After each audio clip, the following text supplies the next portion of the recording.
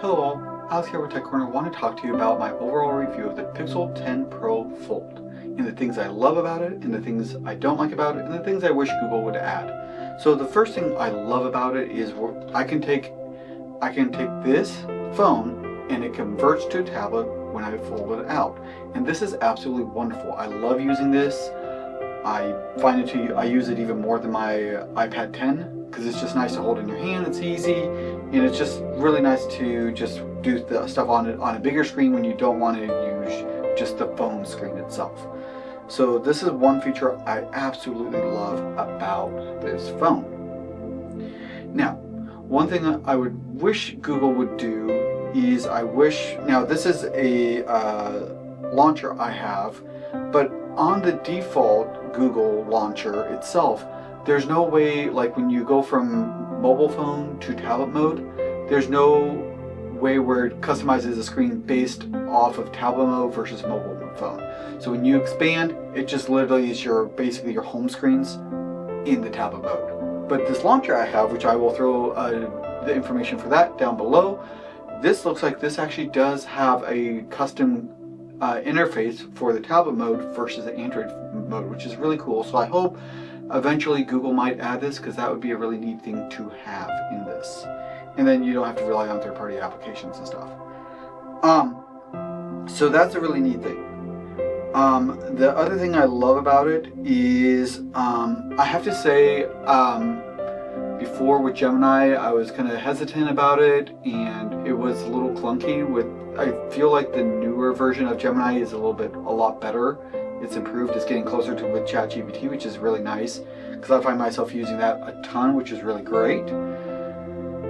And another awesome feature I absolutely love, this is something I always missed with the Androids, was the actual true live wallpaper.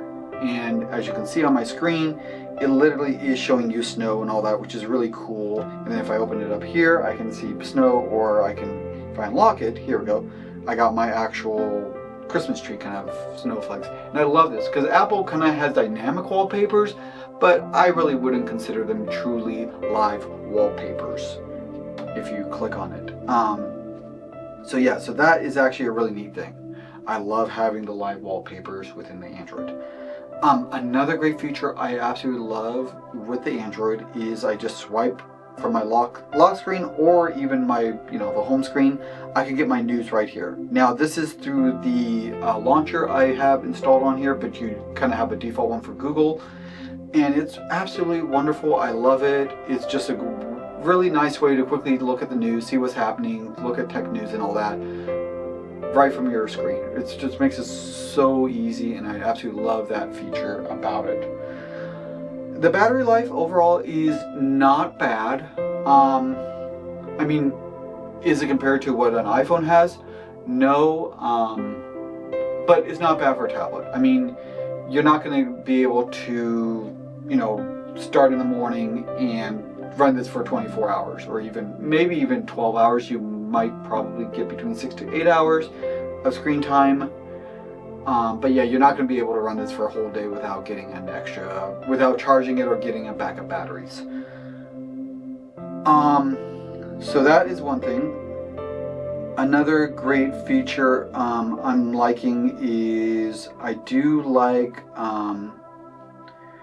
like being able to customize my menu bar a little bit more. I do wish.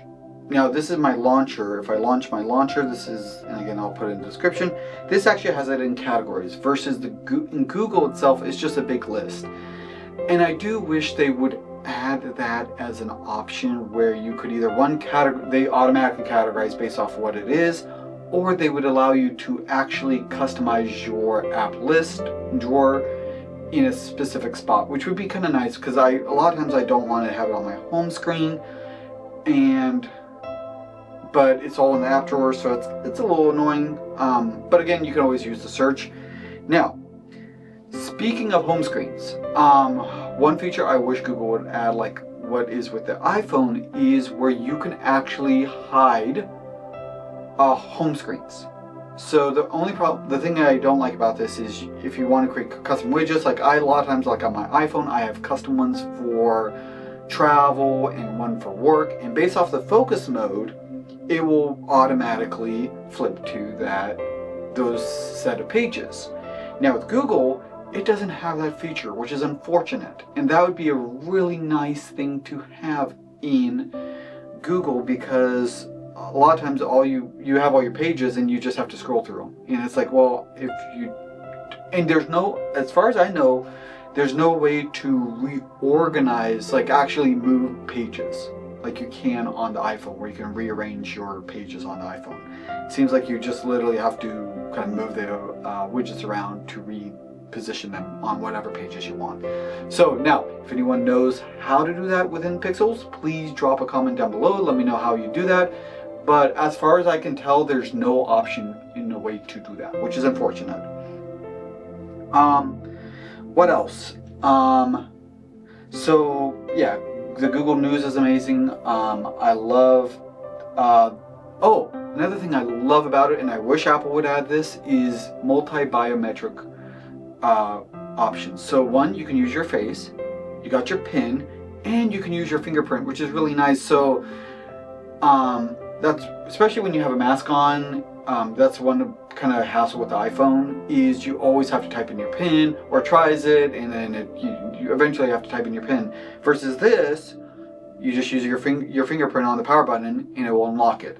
Now, one thing I also did notice with this is if it's dark out, the facial recognition really doesn't work that well. Now, I don't know whether that's because they don't really have like a LiDAR like Apple does, where it actually shoots, things on your face to detect your face. I don't think this has it, but I did notice, like, especially when it's dark out, the facial recognition is terrible. I have to use my fingerprint all the time to unlock it when it's dark out or in a dark area. So I did try this Android CarPlay. Compared to Apple, I do like the Apple version a lot more. I feel like the Android version is a little bit more scrunched. It doesn't have as many of the features. I also noticed, like, if I was trying to play some music using Apple Music on my Android phone in the car, and I was trying to go to an album, and it basically literally wouldn't work. It would just kind of sit there and go, nope. And I couldn't flip to the album, which was really annoying. Versus iPhone, I can actually do that. So that would be a very nice feature if Apple could add that for the Android, or whoever is that feature, because it would be nice to be able to tap on the song, click on the album, and play the whole album if you want, versus just that one song. So that's one feature. Also, yeah, I just have to say, I feel like the Android CarPlay could use some more love and improvements, but hopefully eventually maybe they'll do that, so we'll see. So that's that. Widget resizing, that's something that was very interesting with me in this, is I discovered that sometimes, now I don't know if this is going to do it, but like I noticed, like I'm trying to think which widget I had that like literally would not come across all the way. Of course, now that I'm in this mode, it's going to be like, oh, okay, it'll not work or not work. Actually, let me do this. I think it's this one. This way, I think might be a good example. Let's see. Nope. Oh, wow. Actually, this is going all the way across, because this is now the launcher. But in the past, like literally, this is as far as the widgets would go, and it wouldn't allow me to go past it. And this is actually, again, a really neat feature of the launcher. I've never been able to do that in the native Google launcher. It would be either on one side or the other. You could never have a widget go across the whole entire screen in tablet mode, which is actually a really cool feature, which, again, if Google's listening, it would be really cool to have this feature, especially with the tablet mode. It would be nice to say, here's your phone mode when it's closed, and when you open it up, here's a tablet experience. That's also another thing I found out with apps. Sometimes it's a little quirky, and when you open up an app, it'll kind of go into this kind of the phone mode, but it goes really big and expands the whole entire thing instead of going into tablet mode, which causes issues. So usually a lot of times I have to close out of the actual app and reopen it in order for it to work. I also did discover, like for me, Now this is probably not going to do it because of course I have the other launcher, but for me, like literally on the Google launcher, literally the menu bar the icons for the home screen, or your first level of icons on your home screen, would be above the actual launching bar at the bottom, which was a little annoying. So it kind of blocked icons and stuff. So that was a little bit of a nuisance. What else? It would be really nice if Google set it up so you can actually lock apps. They don't really do that. But again, with the Google, there's actually a guest mode you can enable, which is actually a really nice feature, and that would be an awesome feature if Apple could do this in both the iPhone and the iPad, especially the iPad, since that could be something that could be used for like family members and all that. It'd be nice to have like an actual user account, or at least a guest mode, where you can flip it, goes into guest mode, people can do whatever they need on the iPad. Once it flips to your account, it just wipes that whatever they did on their guest mode for the next user, which would be a really neat feature. So I hope it'd be really nice for Apple to do that, especially for the guest mode. Would be a really nice thing. Another caveat I definitely don't like is there's no folder structure in Google Photos. All it is you put things into albums and that's it. And the only way you can maybe kind of have some kind of a structure is if you name things specifically. But it would be really nice for Google to actually have like folders, or where you can nest albums and stuff within Google Photos, because that would make things a lot easier to organize. I still use my Apple Photos as my primary photos, and Google's more just kind of archiving it, and that's about it. So that's one thing. Also another thing, I did a video on text replace for the iPhone, and it's actually very useful, but I discovered with the Pixel,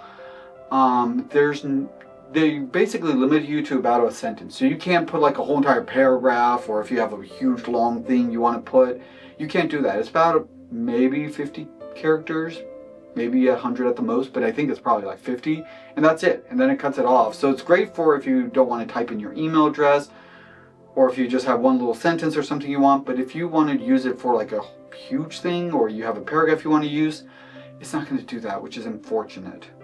So that's another thing I discovered, which I wish Google would add, is the ability to do, at least add a paragraph or something in there.